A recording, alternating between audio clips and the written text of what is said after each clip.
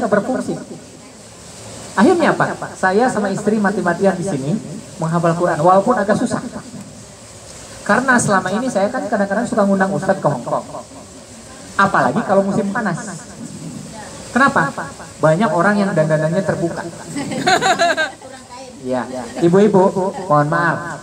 Ustadz yang saya bawa sini kadang-kadang suka protes. Pak Fajar, jangan undang saya lagi. Kenapa Ustadz? Hafalan saya hilang sekian juz. Gitu. Kalau musim panas. Tapi kenapa Ustadz? Ya iya. Kalau nengok ke bawah ada, ke samping ada, ke kanan ada, masa ke atas katanya begitu. Akhirnya Ustadz bilang, jangan undang saya lagi ke sini Pak Fajar, saya hafalan saya hilang sekian juz. Gitu. Betul Ibu, saya menghafal di Hongkong itu susah. Ya, tapi berkahnya adalah pada saat kita menghafal, anak kita ngikutin. Gitu. Jadi cara yang tepat untuk mendidik anak adalah berperilaku orang tuanya yang baik. Makanya saya selalu mengatakan, ibu ingin punya anaknya jago matematik. Ibunya sendiri harus belajar matematik, walaupun hanya pakai kalkulator. Jadi jangan khawatir ibu-ibu. Biarpun anak ibu ada di Indonesia jauh, tetapi dia akan ikut persis seperti apa yang kita lakukan di Hong Kong. Persis. Kenapa? Karena ibu dan anak ibu punya listrik, ya, tahu listrik kan? Ya, punya insting, ya, punya perasaan, ya, punya ikatan batin, punya ikatan darah. Jadi apa yang ibu lakukan di sini, di Indonesia insya Allah mereka lakukan. Kalau ibu suka datang ke majelis di Hong Kong, di Indonesia, mereka pasti datang ke majelis. Asal datangnya dengan ikhlas. Nah ini pengalaman saya. Jadi memang selama ini pekerja migran kita di Hong Kong itu khawatir keluarga saya itu lagi ngapain di Indonesia, ya, anak saya itu lagi ngapain di Indonesia. Jangan khawatir, doakan mereka, semoga mereka bisa seperti kita di sini, ya. Nah, itulah yang saya tanamkan kepada anak-anak saya. Nah, kemudian ini masalah baru nih, pulanglah ke Indonesia, masuk ke pesantren.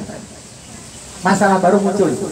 Anak saya di Hong Kong hanya pakai bahasa Kanton sama bahasa Inggris.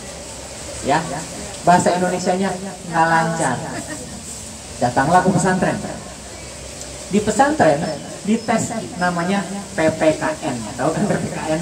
Pancasila. Anak saya baru hafal Pancasila sekarang. Jadi dia nggak tahu ketuhanan yang Maha Esa, itu baru tahu. Ya, karena di Hong Kong nggak pernah diajarin Pancasila gitu ya. Nah, pertama kali masuk pesantren gagal bu, nggak masuk. Kenapa? Dikasih soal bahasa Indonesianya semua. Ya, yaudah kita ganti pesantren. Masuk pesantren yang kedua gagal juga.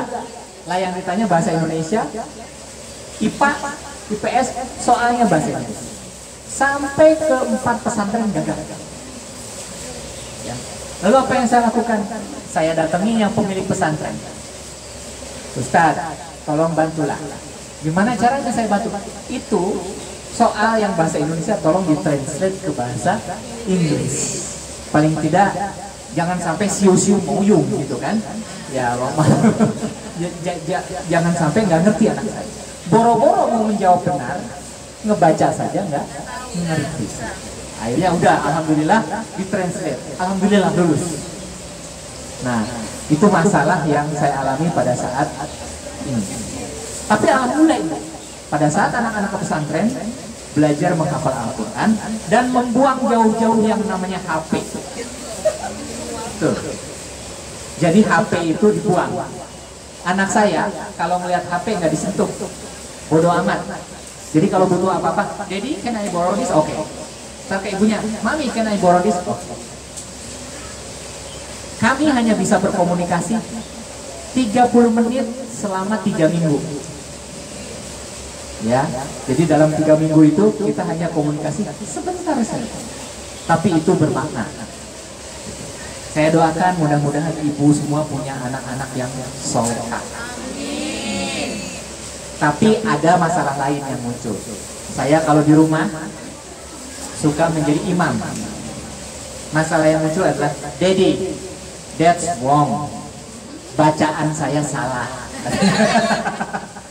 Gitu. Nah jadi itu seperti itu.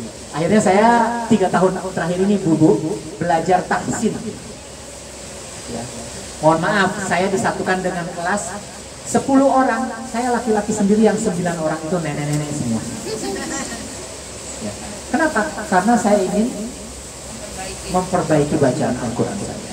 Dulu istri saya kadang-kadang suka mengajar tahsin di sini Bu ya, bareng Bu Media. Ya, istri saya namanya Bu Lulu. Saya secara Bu ya. Bisa mengajar tahsin. Sekarang masih mengajar tahsin, saya pun masih belajar ya. Jadi memotivasi ibu-ibu semua supaya tetap belajar Al-Quran. Karena sesuatu yang tersentuh Al-Quran itu semuanya akan menjadi mulia. Dulu saya pernah dapat Al-Quran bahasa Kanton sekitar 400 unit dari Hong Kong Muslim Council di sini di Simsasui, nyebrang ke ujung. 400 unit. Akhirnya Al-Quran itu saya bagikan ke murid-murid saya pekerja migran. Kebetulan saya buka sekolah paket A, paket B, paket C. Sampai sekarang masih ada. Saya bagikan. Pak, ini kok bahasa Kanton? Ya bagikan saja, terserah. Saya bagikan. Terus gimana? Ya taruh aja di meja, ke gimana di rumah. Gitu. Akhirnya dibagikan. Kemudian ternyata dibawa ke rumah, ditaruhlah di meja. Rupanya orang Hong Kong ini suka baca. Majikan ngeliat apaan nih? Oh, menarik nih bahasanya. Jadi lucu. Di dalam Al-Quran itu, malaikat itu ditulisnya dewa. Ya, dewa air, kan dewa seperti itu. Dan saya bilang, ini gimana ceritanya kok malaikat ditulis dewa? Iya, supaya orang Hong Kong mengerti. Tapi apa dampaknya yang terjadi? Dampaknya yang terjadi adalah, sejak saya membagikan Al-Quran, ada saja ibu sebulan sekali yang narik, Pak, he want to convert to Islam. Jadi banyak majikan-majikan yang ingin masuk Islam. Ya, jadi nanti kalau ibu-ibu ingin Al-Quran bahasa Kanton, nanti kasih tahu Bu Neneng. Ya, kita ada Al-Quran dalam bahasa Kanton. Tapi ada majikannya yang punya bahasa Inggris. Itu juga ada Al-Quran bahasa Inggris, free, ya, free of charge. Nah itu kelebihannya. Barangkali saya ingin bertanya, apa yang membuat ibu-ibu datang ke Hong Kong? Saya tanya. Cari uang. Oke. Ada lagi. Ekonomi wes. Ada lagi. Allah punya rencana yang lebih mulia dari itu. Adalah untuk berdakwah. Mohon maaf, di depan ibu-ibu suka lihat ada orang-orang menyebarkan Bible. Setengah mati mereka nyari, gitu kan? Di depan kan, suka ada kan? Buka pelan, kemudian menyebarkan, hey, we love Jesus, gitu kan? Seperti itu kan? Lah ibu-ibu nggak perlu di pinggir jalan dingin-dingin begitu. Ibu-ibu sudah ada di dalam rumah. Di dalam rumah mana? Bagaimana Pak saya berdakwah dengan mereka? Mudah. Berperilaku yang baik. Ya. Saya pernah punya murid seperti ini. Pak, saya tidak bisa sholat. Kenapa? Karena majikan saya takut melihat orang pakai kerudung putih. Ya sudah, kamu sholat pakai kerudung yang berwarna pink. Saya bilang. Iya kan? Kalau dia takut pakai kerudung putih, ya udah, pakai kerudung yang warna bunga-bunga atau pink. Karena gini ibu, suatu saat ada yang pernah bercerita kepada saya. Suatu saat, pada saat ibu melanggang masuk ke surga, tiba-tiba ada yang membuat berat, yaitu majikan. Dia bilang, tak dulu Ibu Nur, jangan masuk surga dulu. Kenapa? Ini orang sudah tinggal di rumah saya selama bertahun-tahun. Saya gaji, saya kasih makan, keluarganya saya tanggung, tapi tidak pernah memberitahu saya tentang Apakah saya harus berdakwah seperti itu? Terang-terang tidak. Bagaimana berdakwah yang benar? Berdakwah yang benar adalah dengan memberikan contoh saja, berperilaku yang baik, bekerja secara profesional. Nah, ibu tahu yang namanya jihad? Jihad itu tidak mesti harus berperang. Jihad itu adalah bekerja secara profesional, membersihkan secara profesional, kemudian mendidik anak secara profesional. Tidak semua orang punya kesempatan seperti itu. Berapa pekerja migran yang ada di Hong Kong? 160.000. Dan itu adalah bukan jumlah yang sedikit. Nah, ini ada hal yang unik ibu-ibu. Pada tahun 2010, saya pernah mengundang Ustadz Khalid Basalamah ke Hong Kong. Bikin acara yang namanya Ruqyah. Nah, kita mulai dari jam 12 siang. Kemudian jam 3 Ustadz bilang, Pak Fajar, kita Ruqyah. Berapa orang yang hadir pada saat itu? Sekitar 400 orang.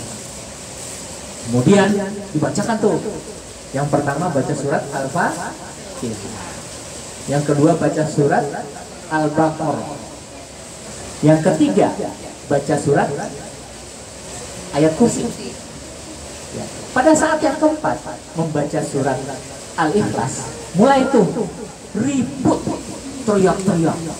Ada yang kejang-kejang. Saya kaget ibu. Kenapa? Polisi Hong Kong datang. Kalau ini mah penjaga taman, polisi Hong Kong datang. Ya, datang ke sekolah kita 2 orang. Ada apa ini? Kau bikin acara apa? Oh, ya. Akhirnya saya jelaskan. Ini namanya Ruqyah. Nah, kemudian saya kan kaget. Saya bilang, Ustaz, ini kenapa kok pekerja migran kita banyak yang begini, teriak-teriak? Coba periksa. Mbak, tolong keluarkan. Mbak punya yang namanya SIM tidak? Jimat. Ya, jadi dikeluarkan kantongnya ibu-ibu, kantong. Di dalamnya dikeluarkan ada dari orang pintar. Biasanya dalam bentuk kulit yang warnanya coklat. Ibu tahu isinya apa? Kotoran sapi. Ada ayat Qur'annya. Padahal kita nggak tahu. Itu kan cuma bahasa Arab. Bahasa Arab kan bukan berarti ayat Quran. Iya. Saya pernah ke haji ya. Ada ibu-ibu dari desa. Padahal di TV itu bercerita tentang berita kebakaran di kota Mekah. Ibu haji nih, amin, gitu kan. Dia nggak tahu kalau itu berita tentang kebakaran, karena dia pikir itu bahasa Arab. Gitu. Padahal ada juga kan nonton bola, gitu kan, pakai bahasa. Amin. Ya. Ibu-ibu ini, ya, ini cerita, gitu kan. Nggak tahu bahasa Arab kan? Ingin bilang matikan lampu. Ya, lampu kan cahaya kan nur. Tapi matikan gimana? Nur, innalillahi wa inna ilaihi raji'un. Jadi seperti itu kira-kira. Karena dia nggak tahu bahasa Arab. Ya. Jadi banyak pekerja migran kita ini nanti kalau bahasa Arab itu nggak semuanya suci. Bisa jadi sesuatu yang sumpah serapah ditulis di situ, isinya, tetapi kita baca, oh seperti ayat suci Al-Quran. Padahal itu isinya bukan apa-apa. Itu banyak. Berapa coba? 3 kantong kresek saya temukan. Kemudian saya tanya, Ustaz, ini mau diapain? Bakar. Akhirnya pengajian kita kacau balau. Sudah polisi datang, yang kesurupan nggak berhenti sampai jam 10 malam. Ya udah, kerjaan kita apa? Nyembuhin orang kesurupan sampai jam 10 malam. Itu yang terjadi. Jadi kalau sekarang punya dompet, di dalamnya ada SIM, dikeluarin. Ya, raja, susu, gitu kan. Dikeluarin. Kenapa? Karena itu dosanya besar. Itu dosanya menyekutukan Allah, menduakan Allah. Dan itu lebih besar dosanya daripada kita berzina, luar biasa. Jangan dikira loh, nanya dukun, minta supaya majikan sayang, itu dosanya besar. Lalu pertanyaannya, Pak, mintanya sama siapa? Sama Allah. Jangan sama dukun. Makanya, Bu nih, Saya punya buku permintaan saya kepada Allah. Ya, ini kadang-kadang nih subuh. Ya Allah, saya minta rezeki. Ya Allah, saya minta anak saya. Saya catat. Subuh. Duhur. Paspor. Kenapa? Karena ini berguna gitu kan. Kalau paspor hilang kan ibu ketar-ketir kan? Nah, sama ini juga kalau seperti itu. Iya. Kayak paspor atau surat nikah ya ibu ya. Oh begitu sih. Minta sesuatu kepada Allah. Ibu-ibu pernah minta nggak? Ya Allah, nama majikannya siapa? Hah? Oh, ya Allah, bukakanlah hati Fong Mansi. Bin siapa? Ya Allah, bukakanlah pintu hati Fong Mansi bin Fulan. Berikan hidayah ya Allah, jadikan dia majikan yang baik. Mohon ya Allah bukakanlah hatinya supaya pada saat Chinese New Year ya Allah dia berikan saya 10.000 Hong Kong dolar. Pernah nggak Allah kayak gitu? Saya tanya, pernah nggak Allah kayak gitu? Coba mulai dari sekarang curhat sama Allah sampai hal yang kecil-kecil. Ya. Kalau ada orang yang jahat sama saya, biasanya saya tulis namanya. Saya tulis. Maksudnya yang bikin fitnah. Ya. Ya. Kemudian saya doakan. Cek nama bapaknya siapa. Ya Allah, saya sedang diuji ya Allah. Saudara saya, muslim juga ya Allah, tetapi suka memfitnah saya. Namanya Anu binti Anu.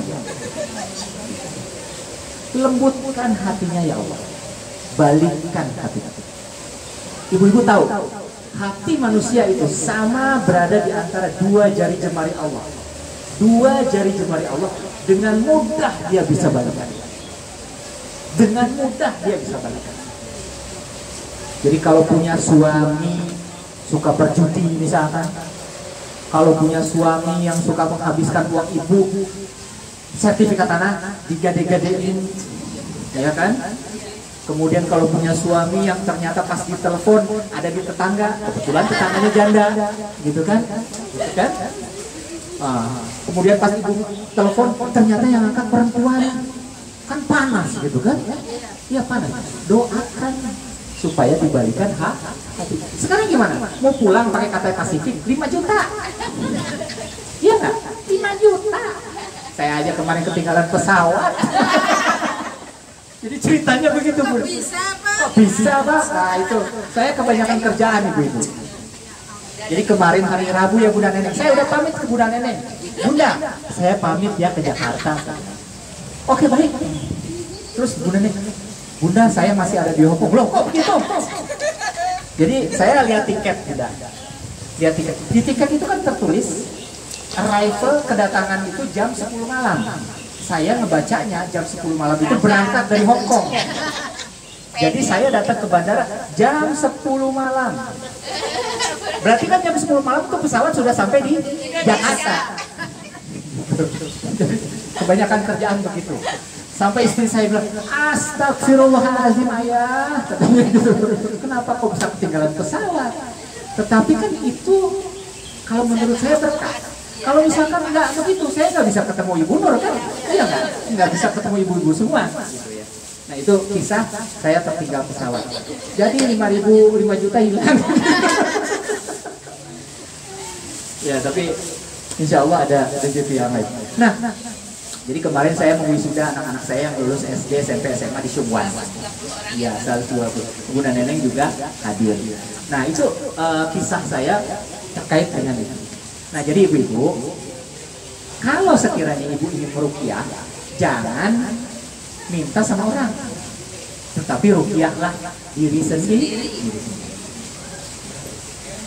Seminggu lalu saya dipanggil orang, ada anak, kemudian datang ke rumah ibu saya. Saya di rumah dipanggil Asep, ya karena saya orang Sunda. Dia bilang gini, Sep, kesini. Kenapa mas? Ini nih, anak tetangga. Kenapa? Itu melihat setan katanya. Jadi ngelihat setan katanya gitu. Jadi keluar dari kamar mandi, pas keluar dari kamar mandi katanya berhadapan-hadapan begini, matanya merah, rambut panjang, bajunya putih. Nah, kuntil anak. Jadi berwujud orang. Terus anaknya stres tuh. katanya. Oh, nggak bisa ngomong katanya. Ya udah, kita ruqyah. Nah, untung saya pernah belajar ruqyah dari Ustaz Khalid Basalamah dulu. Kalau nggak pernah belajar, saya nggak tahu. Ya, pernah nyoba ya. Alhamdulillah anakku udah sembuh. Saya bilang, kok berani-beraninya setan memunculkan diri di hadapan kami? Kalau kita bisa melihat makhluk gaib, ya, kalau kita bisa melihat makhluk gaib, arwah atau roh apa, itu artinya kita lemah. Karena setan itu tidak berani memunculkan di hadapan kita, tidak berani. Apa iya Rasulullah pernah berbicara dengan setan? Tidak. Yang ada setan lari. Apalagi Umar bin Khattab. Pernah nggak dengar kisah bahwa setan itu lari tunggang-langgang sampai terkencing-kencing ibaratnya kan gitu. Pada saat Umar bin Khattab melangkah. Ya. Jadi kalau ada orang yang ngaku-ngaku melihat makhluk halus setan, itu artinya itu adalah orang kuat atau lemah? Orang lemah. Ibu siapa namanya? Ibu Rusian. Contoh, saya minjem uang sama Ibu Rusian 5.000 Hong Kong dolar. Tiba-tiba saya belum bisa bayar. Nah, di pasar Wancai saya ketemu. Waduh, saya mau ditanya. Pertanyaan saya, posisi saya lemah atau kuat? Lemah.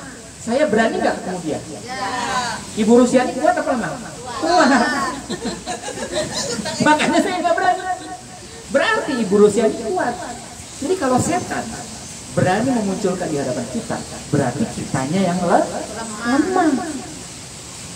Gitu. Jadi kalau ada orang ngaku-ngaku bisa melihat arwah, roh halus, itu bukan kelebihan. Ya, katanya orang apa tuh? The sixth sense. Bukan. Itu kekurangan dan harus disembuhkan. Gitu. Jadi memang benar saya punya kawan yang bisa melihat itu. Oh, ada yang celentang di sana, ada yang itu, ada yang gantung di sana. Apakah itu kelebihan? Bukan, itu kelemahan. Kenapa? Setan kok seenaknya bisa muncul-muncul di hadapan kita. Gitu ya. Oke. Nah, bagaimana Pak cara ruqyah? Gampang. Ya, gampang. Kenapa saya ajarin begini? Gini Bu, ruqyah itu bukan cuma orang Indonesia. Gara-gara itu, saya tadi di Pak Ampon sering dipanggil orang Pakistan, orang Bangladesh, India di sini. Kenapa? Ternyata mereka juga kesurupan, ada yang kena santet, ada. Ya, cuman mungkin pakai bahasanya bahasa Urdu, gitu kan? Bahasa lain. Gitu. Nah, jadi kita persiapan ya. Nah, mudah. Bagaimana cara ruqyah? Praktekkan aja ya, gitu kan. Nah, ambil air sendiri aja nih, nggak usah ntar ibu narik orang lagi ya. Sendiri saja, gitu. Ini saya lakukan apa yang dilakukan Ustaz Khalid ya, Ustaz Khalid Basalamah. Jadi ada air nih, kan? Kemudian kita baca apa? Yang pertama baca Al-Fatihah. Ingat, sama-sama yuk. A'udzubillahi minasyaitonir rajim. Bismillahirrahmanirrahim. Alhamdulillahi rabbil alamin. Ar-Rahmanir-Rahim. Maliki yaumiddin. Iyyaka na'budu wa iyyaka nasta'in. Ihdinas siratal mustaqim. صراط الذين أنعمت عليهم غير المغضوب عليهم ولا الضالين. Amin. Selesai nih. Yuk. Berapa kali? Ya. Sudah selesai. Habis Al-Fatihah, lanjut Al-Baqarah 1 sampai 5. Ayo sama-sama. A'udzubillahi minasyaitonir rajim. Bismillahirrahmanirrahim. Alif lam mim. Dzalikal kitabu la raiba fihi hudan lil muttaqin. Alladzina yu'minuna bil ghaibi wa yuqimuna as-salata wa مما رزقناهم ينفقون والذين يؤمنون بما أنزل إليك وما أنزل من قبلك وبالآخرة هم يوقنون أولئك على هدى من ربهم وأولئك هم المفلحون. Selesai. Berapa kali? 3 kali. Ini yang dilakukan Rasulullah ya. Kemudian setelah itu kita lanjutkan ayat Bismillahirrahmanirrahim. Allahu la ilaha illa huwal hayyul qayyum. La ta'khudhuhu sinatun wa la nawm. Lahu ma fis samawati wa ma fil ardh. Man dzalladzi yashfa'u 'indahu illa bi'idhnihi. Ya'lamu ma baina aydihim wa ma khalfahum wa la yuhituna bi shay'in min ilmihi illa bima syaa.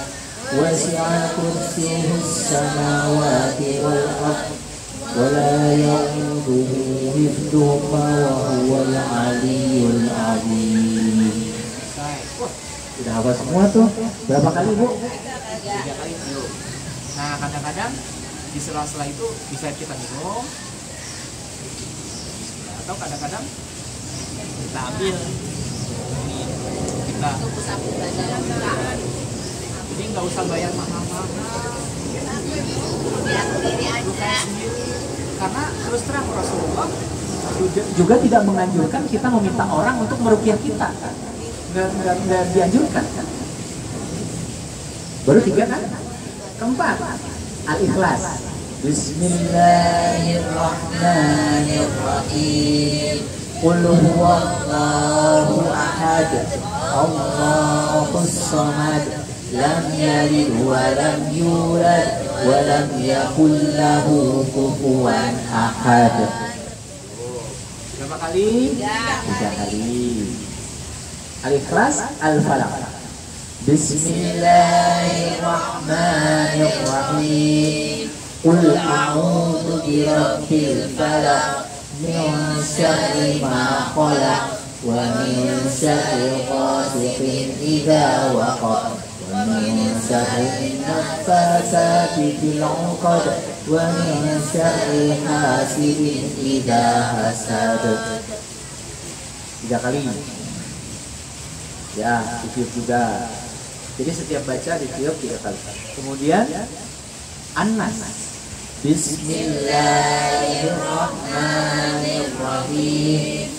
Qul a'udzu birabbin nas, malikin nas, ilahin nas, min syarril waswasil khannas, alladzi yuwaswisu fi sudurin nas, minal jinnati wan nas.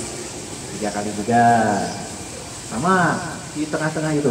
Nah, waktu kemarin Ustadz Khalid belum sampai Anas ibu-ibu, baru Al-Ikhlas gak beres tuh acara. Baru sampai Al-Ikhlas udah bubar, polisi 3 orang datang. Nah, kenapa? Karena banyak orang yang menyekutukan Allah. Ya, coba aja merinding nggak kan? Ibaratnya seperti itu. Tapi ada hikmahnya. Gara-gara itu, saya jadi kenal sama polisi Hongkong namanya Michael. Jadi saya sering diundang makan sama polisi itu. Kemudian dia bilang, Michael, Mr. Fajar, if you have this event anymore, please invite us. Jadi kalau Anda ingin bikin acara rupiah lagi, undang kami. Betul. Terus saya adain lagi setahun kemudian di North Point. Datang berapa coba? 7 orang polisi. Ya, saya bilang, wah ini kesempatan ini untuk berdakwah. Yang saya ingat apa? Pada saat kita membaca surat Al-Ikhlas, dia bertanya, Sir, can you tell me what the meaning of this? Gitu tadi. Apa ini artinya? gitu kan. Karena kan dia bingung, kok dengan baca Al-Ikhlas aja orang bisa kelojotan begitu gitu kan. Gitu kan, heran kan, kok bisa-bisanya kamu bisa baca kelojotan gitu kan. Nah akhirnya saya jelaskan, Qul huwallahu ahad, says that Allah is the only God. Wow. Dia takjub waktu itu sih, wow, Tuhan kamu pede banget ya. Kenapa? Pede loh, dia ngaku satu-satunya. Emang kenapa? Our God is many, katanya. Tuhan saya banyak. Kan ada dewa air, dewa apa gitu kan. Nah, jadi itu peluang kita untuk berdakwah. Belum selesai. Sampai apa tadi? Anas. Terakhir, al-kafirun. Auzubillahi minasyaitonir rajim. Bismillahirrahmanirrahim.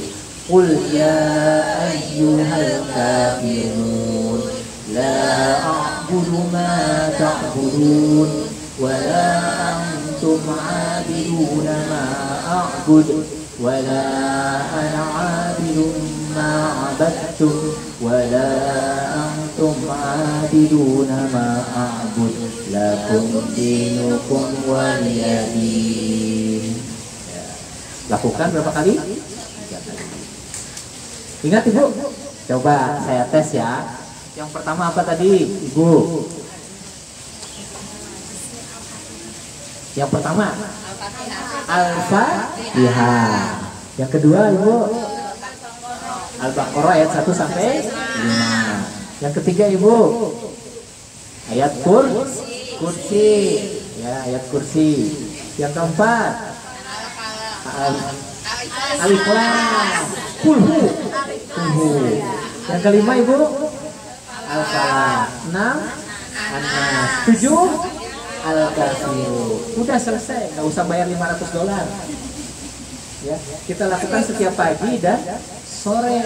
Kalau kita baca setiap pagi, kita akan terlindungi dari pagi sampai sore. Kalau kita baca setiap sore, kita akan terlindungi dari sore sampai paginya lagi. Dari apa coba aja Ibu artinya lihat surat An-Nas. Berlindung dari apa? Dari manusia jahat. Ya, termasuk jin. Itu artinya di situ. Ngapain kita berlindung kepada dukun? Ngapain kita berlindung kepada bodyguard? Kita berlindung kepada Allah dari kejahatan manusia. Sekarang kan banyak orang jahat Ibu. Yang scamming, menipu, penculik, pemerkosa, ya, pembokong, ngancem-ngancem di media sosial, menyebarkan foto ibu misalkan. Ya. Kalau di Indonesia orang hutang ya akan tersebar itu fotonya kemana-mana. Ya. Mending kalau foto lagi sendiri, fotonya lagi pegang KTP, disebar itu kemana-mana. Ya. Jadi itu kita berlindung kepada Allah. Ya. Barangkali itu yang bisa saya sampaikan terkait ya, Rukia. Jadi saya di sini agak sibuk kadang-kadang. Kenapa? Kadang-kadang ya saya Pak Didi gitu ya. Ternyata orang Pakistan juga banyak, orang Hongkong juga ada yang kena santet yang seperti itu. Waduh, saya bilang jadi kita banyak pasien gitu kan. Jadi banyak pasien. Baik, kita cukupkan sampai sini. Saya khawatir ini kita disuruh apa gitu. Kita sama-sama berdoa ya dulu supaya kita diberikan keberkahan oleh Allah Subhanahu wa taala, dimudahkan segala urusannya. Auzubillahi minasyaitonir rajim. Bismillahirrahmanirrahim. Rabbighfirli wa liwalidayya warhamhuma kama rabbayani shaghira. Ya Allah, ampunilah dosa kedua orang tua kami ya Allah. Apabila kedua orang tua kami telah tiada ya Allah, berikan tempat terbaik ya, kuburnya ya Allah. Terangi alam kuburnya, lapangkan alam kuburnya, ampuni segala dosanya ya Allah. Apabila orang tua kami masih hidup ya Allah, berikanlah kesejahteraan, kebahagiaan, kesehatan, kemudahan, kemampuan kepada kami untuk memberangkatkan kedua orang tua kami ke tanah suci ya Allah. Ya Allah, kumohon kepadamu ya Allah, Rabbana hab lana min azwajina wa dzurriyyatina qurrata a'yun waj'alna lil muttaqina imama. Ya Allah, jadikanlah anak-anak kami di tanah air ya Allah anak-anak yang solehah, anak yang cerdas, anak yang sehat lahir dan batin ya Allah. Ya Allah, jadikanlah suami kami di tanah air menjadi suami yang setia ya Allah, suami yang soleh ya Allah, suami yang soleh ya Allah, dan suami yang bertanggung jawab terhadap keluarga ya Allah. Allahumma qfini bihalalika an haramika wa qfini bifadlika amman siwak. Ya Allah, karuniakanlah kepada kami rezeki yang berlimpah ya Allah, dari arah yang tidak disangka-sangka ya Allah. Rabbi shrah li sadri wa yassir li amri wahlul 'uqdatam min lisani yafqahu qawli. Ya Allah, mudahkanlah segala urusan kami ya Allah, urusan kami dalam berhubungan dengan majikan ya Allah, urusan kami dalam berhubungan dengan keluarga ya Allah, urusan kami dalam segala hal ya Allah. Allahumma afini fi badani, Allahumma afini fi sam'i, Allahumma afini fi basari, la ilaha illa anta. Ya Allah, sehatkanlah kami ya Allah, sehingga kami dapat bekerja dengan baik ya Allah. Sehatkanlah mata kami, sehatkanlah pendengaran kami, sehatkanlah penglihatan kami ya Allah. Berikanlah kepada kami kesehatan ya Allah. Ya Allah, kepada rekan-rekan pekerja migran Indonesia yang sakit ya Allah, berikanlah kesembuhan ya Allah. Allahumma jibil ba'sa rabbana si ishfi anta syafi la shifa illa shifauka shifaan la yughadiru saqama. Allahumma inna nas'aluka salamatan fid din wa afiyatan fil jasad wa ziyadatan fil ilmi wa barakatan fil rizqi wa taubatan qabla maut wa rahmatan inda maut wa maghfiratan ba'da maut. Allahumma hawwin 'alaina fi sakaratil maut. Rabbana la tuzigh qulubana ba'da idh hadaytana wa hab lana min ladunka rahmah innaka antal wahhab. Rabbana atina fid dunya hasanah wa fil akhirati hasanah wa qina adzabannar. Subhana rabbika rabbil izzati amma yasifun wassalamu 'alal mursalin walhamdulillahi rabbil alamin. Assalamualaikum warahmatullahi wabarakatuh. Waalaikumsalam warahmatullahi wabarakatuh.